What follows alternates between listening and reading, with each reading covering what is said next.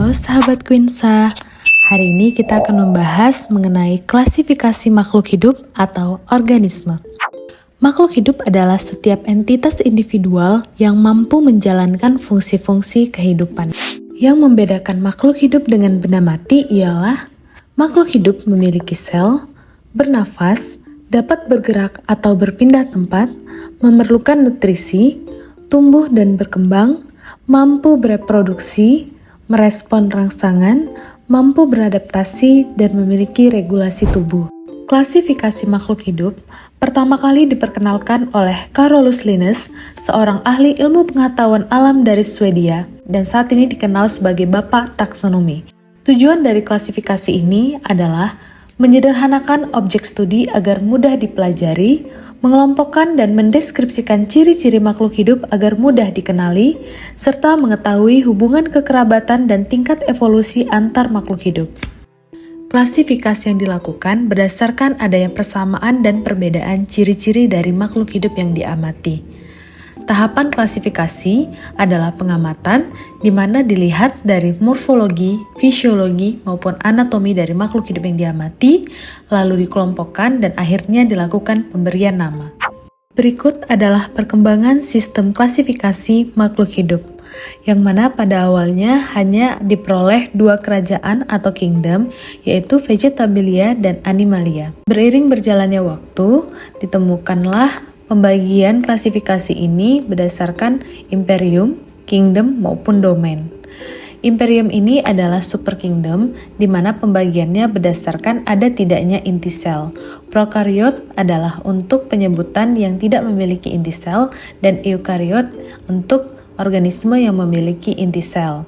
Dari sejarah perkembangan klasifikasi ini, klasifikasi yang digunakan sampai saat ini yaitu 5 kingdom oleh Whittaker.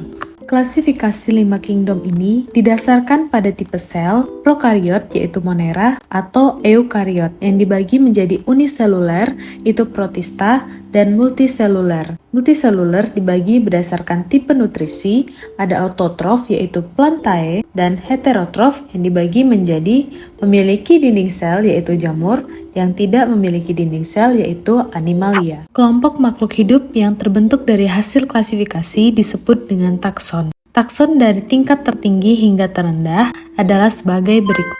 Kingdom atau dunia adalah kelompok filum atau divisio dengan karakter yang sama berdasarkan kompleksitas sel, kompleksitas organisme, serta cara memperoleh makanan. Filum, di mana filum untuk hewan, divisio untuk tumbuhan, adalah beberapa kelas yang memiliki persamaan ciri yang mendasar dan umum, seperti morfologi atau hubungan evolusi. Kelas adalah kelompok ordo dengan sifat yang sama. Klasifikasi dilakukan berdasarkan ciri-ciri, bentuk tubuh, fungsi alat tubuh, atau manfaatnya. Contoh berdasarkan fisik, yaitu ayam dan bebek termasuk dalam golongan aves atau burung. Contoh berdasarkan manfaat, yaitu sirih, jahe, dan kencur berdasarkan tanaman obat. Ordo atau bangsa adalah kelompok familia yang memiliki sifat yang sama, biasanya diakhiri dengan kata ales, contohnya leguminales. Contoh ordo pada hewan yaitu karnivora, primata, hewan pengerat. Ordo pada tumbuhan adalah Fagale, yaitu tanaman berbunga. Contoh ordo pada kelas mamalia yaitu primata,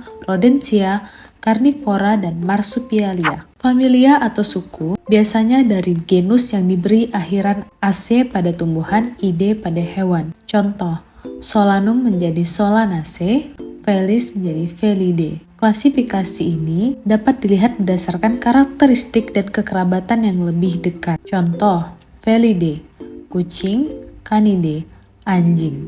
Contoh untuk tumbuhan, Rosaceae, apel, stroberi, dan mawar. Solanaceae yaitu tomat dan kentang. Genus ini berasal dari kata benda yang bersifat tunggal, di mana berdasarkan keterkaitan secara filogenetik. Contohnya yaitu harimau loreng atau Panthera tigris dan leopard Panthera pardus, di mana memiliki genus yang sama yaitu Panthera. Spesies satu jenis diamati berdasarkan hubungan kekerabatan, adanya potensi kawin atau bahkan tidak steril, dan hubungan kekerabatan berdasarkan ciri secara biokimia seperti jenis-jenis enzim, protein, DNA maupun lainnya. Untuk itu, semakin mengkerucut kepada tingkatan takson spesies, maka akan semakin lebih banyak persamaan dibandingkan perbedaannya. Selanjutnya adalah kunci determinasi atau dikotom. Ini adalah alat bantu dalam klasifikasi berdasarkan karakteristik makhluk hidup yang disajikan dalam bentuk dua pilihan yang berlawanan atau dikotom.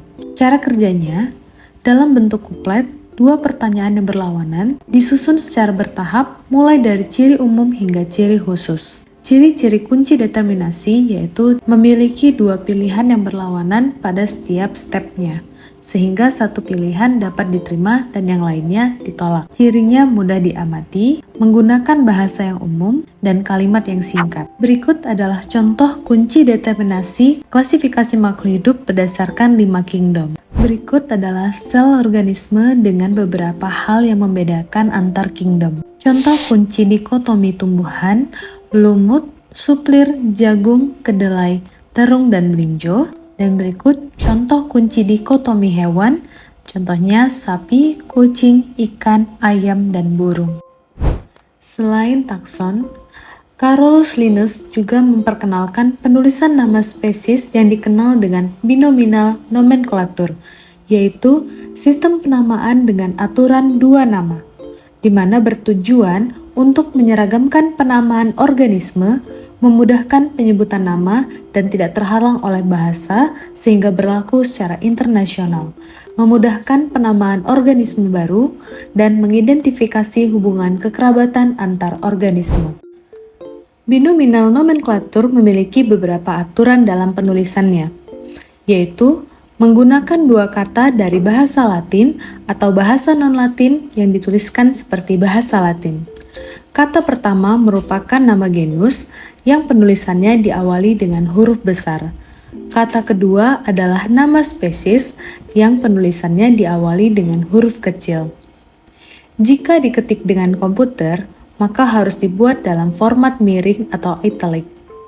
Jika ditulis tangan, maka harus digarisbawahi terpisah.